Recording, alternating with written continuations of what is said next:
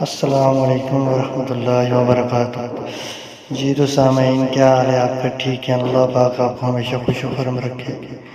آج ایک واقعہ آپ کے ساتھ شیئر کرنے جا رہا ہوں میں۔ ایک واقعہ ہے، یہ صحابہ کرام رضی اللہ تعالیٰ عنہ کے دور کا واقعہ ہے کہ ایک شخص جو مسلمان نہیں تھا وہ صحابہ کرام کے پاس آیا اور کہنے لگا کہ میں ایک سوال پوچھنا چاہ رہا ہوں، تو مجھے اس کا جواب دو۔ تو صحابہ کرام رضی اللہ تعالیٰ عنہ نے کہا کہ جی آپ پوچھیں سوال، آپ کو اس کا جواب ہم دیں گے۔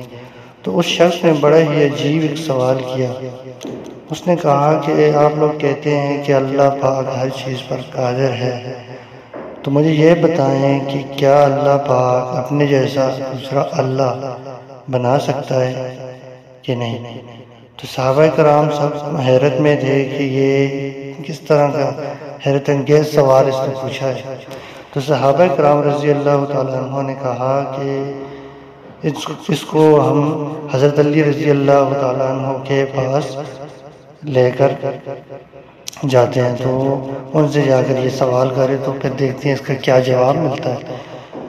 پھر ایسا ہوا کہ اس شخص کو لے کر حضرت علی رضی اللہ تعالیٰ عنہ کے پاس چلے گئے۔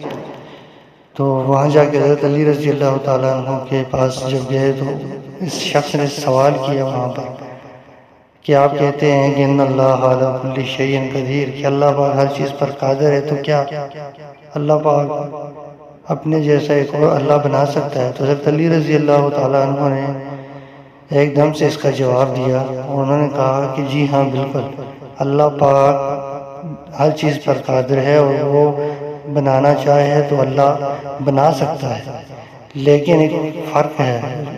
انہوں نے کہا کہ جس کو اللہ پاک بنائے گا وہ اللہ کی مخلوق میں سے ہوگا۔ اللہ تو بن جائے گا لیکن وہ اللہ مخلوق میں سے ہوگا، وہ خالق نہیں ہوگا، وہ مالک نہیں ہوگا، وہ مخلوق میں سے ہوگا۔ اور یہ سوال، اس کا جواب سن کر سب حیرت انگیز رہ گئے، اور حضرت علی رضی اللہ تعالیٰ عنہ نے بڑی خوبصورتی سے اس سوال کا جواب دیا اور اس بندے کو مطمئن کیا اس پر۔